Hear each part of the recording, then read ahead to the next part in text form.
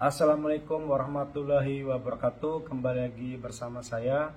Nah, di video kali ini saya akan membahas bagaimana caranya agar teman-teman bisa cepat belajar bahasa Korea dan baik dan benar. Seperti yang ditanyakan sama subscriber saya ya, itu Bang, bagaimana sih agar kita itu cepat memahami kosakata ataupun secara cepat untuk belajar bahasa Korea. Sebelumnya maaf sekali teman-teman ya, saya itu tenggorokannya sedang sakit, sedang radang tenggorokan. Nah teman-teman ya, saya pengen cerita sebentar. Saya itu belajar bahasa Korea itu bukan melalui LPK teman-teman, melainkan jadi kayak gini ya. Saya punya bibi. Nah, bibi saya itu guru dari LPK. Nah, kebetulan saya pengen ke Korea, jadi saya belajar melalui bibi saya itu, teman-teman. Dan itu pun ya hanya tahu bahasa apa sih ya? Hanya tahu kalimatnya saja, teman-teman. Maksudnya A, B, C, D, misalkan A, I, U, E, O, ya, Y, U, Y, O, kayak gitu. Tahu huruf konsonan dan juga huruf vokal kayak gitu. Terus cara tulisnya dan juga cara bacanya itu cukup hanya tahu seperti itu saja.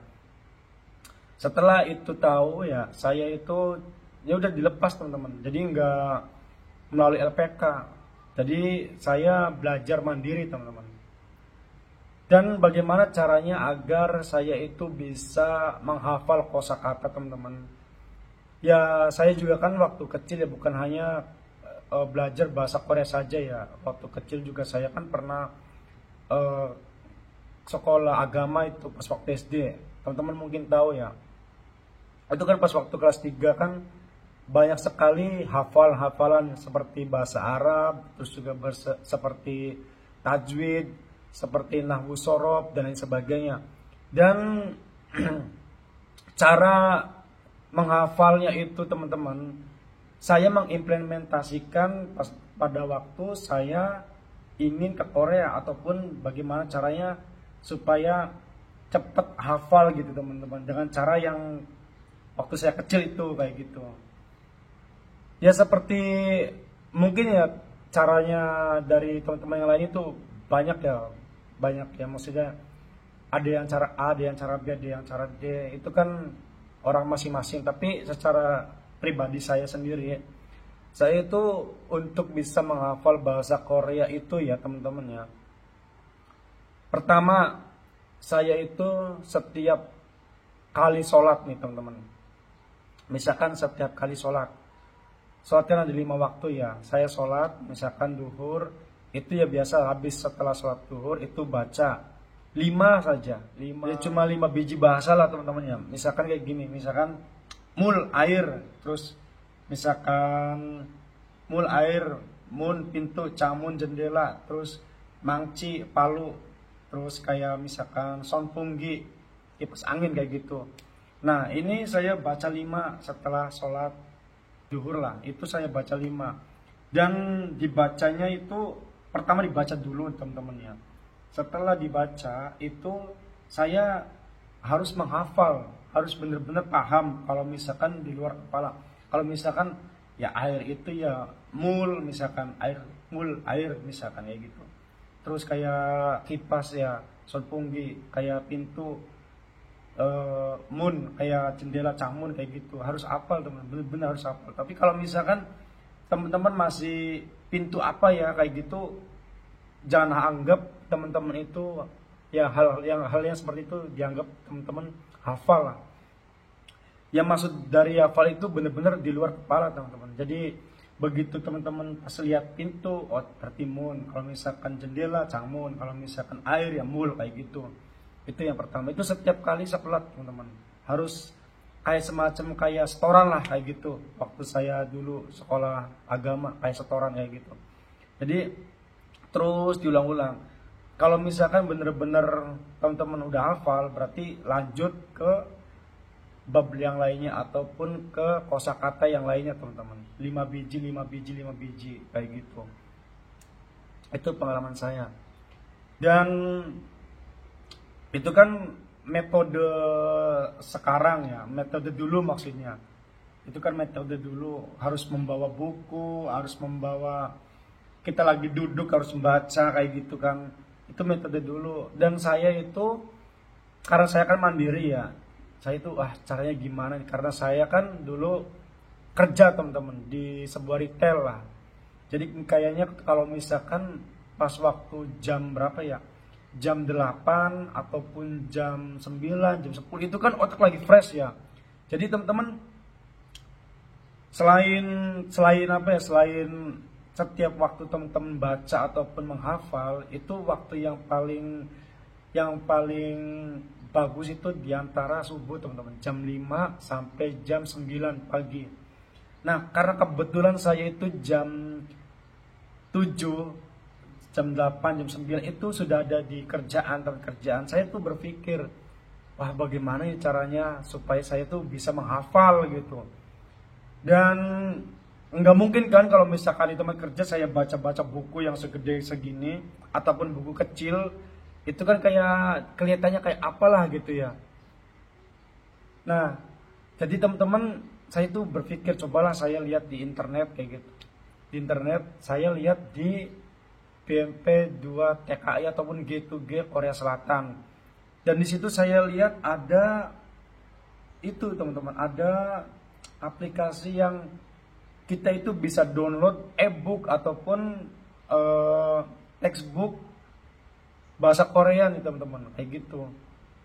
Dan saya yang tadinya lihatnya itu melalui buku, ini mah lebih simpel lagi teman-teman. Jadi lihatnya itu melalui HP. Jadi kalau misalkan saya lagi istirahat kerja, terus saya baca, ya orang lain lihat sih mungkin saya lagi lihat status Facebook ataupun apa ya. Tapi dalam hati saya itu ya saya lagi baca kosakata Korea kayak gitu teman-teman. Jadi bisa kita lagi nyantai, misalkan kerjaan itu saya itu repotnya dari jam 10 sampai jam 11. Nah, jam 11 sampai jam 1 itu agak waktu luang, dan dari jam 1 sampai jam 12, dari jam 12 sampai jam 1 itu saya istirahat. Ya udah saya megang HP, terus lihat di HP yaitu hafal-hafalan kayak gitu teman-teman. Hafal-hafalan kosakata bahasa Korea. Karena ini kan zaman canggih, jadi kalau misalkan ada sih ya beberapa teman-teman saya itu ya menggunakan buku kecil ditulis, terus dibawa, dikantongin, terus dibaca. Itu kan kayak menurut saya sih ya emang itu bagus ya. Itu juga kan cara menghafal kosakata, tapi kan lebih baiknya ditulis juga ada, tapi kita itu kan sekarang zaman digital gitu ya. Jadi ya cukup dengan bawa HP aja, di situ udah ada semua teman-teman. Dan nanti saya akan membagikan bagaimana caranya untuk mendownload e-book yang ada di G2G Korea Selatan. Dan saya baru lihat sekarang itu, kalau dulu mah jadi bahasa Korea terus terjemahannya itu bahasa Indonesia teman-teman. Nah tapi pas saya lihat sekarang itu bahasa Korea tapi terjemahannya bahasa Inggris kayak gitu. Ya mungkin saja teman-teman, nanti saya akan memberitahu bagaimana caranya untuk mendownload e-book yang ada di G2G Korea Selatan.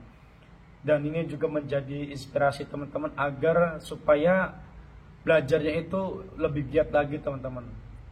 Langsung saja saya akan memberikan tutorialnya. Nah yang pertama teman-teman itu harus ke Google ya. Ke Google, terus langsung ketik aja G2G Korea Selatan. Nah terus langsung ketik aja di atas ini teman-teman. Nah teman-teman, di situ kan ada ya yang namanya G2G Korea Selatan, G2G Jepang. Terus ada download e-book nih teman-teman. Ada yang agak lama ya. Tuh. Nah, di sini ada yang namanya tuh The Standard Textbook SPS Topic bagian 1, bagian 2 dan juga listening teman-teman. Nah, teman-teman tinggal diklik aja teman-teman. Tuh. Bagian 2 saya. Mendownload tuh. Kayak gitu.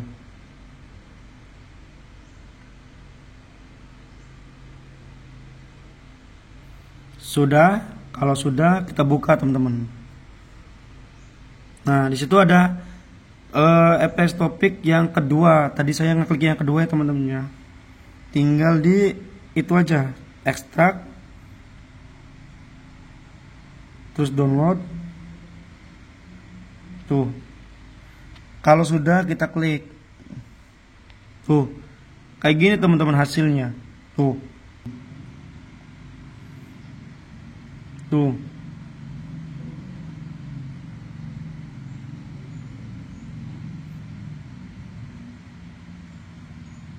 Tuh. Sangat lengkap sekali teman-teman. Cuman masalahnya kalau tahun sekarang itu menggunakan bahasa Inggris teman-teman. Artinya itu. Dulu saya kayak gitu cara belajarnya, jadi enak. Tuh, sini sangat lengkap sekali teman-teman. Ya. Tuh, ini adalah grammarnya atau gambarnya. Ada. Tuh di sini.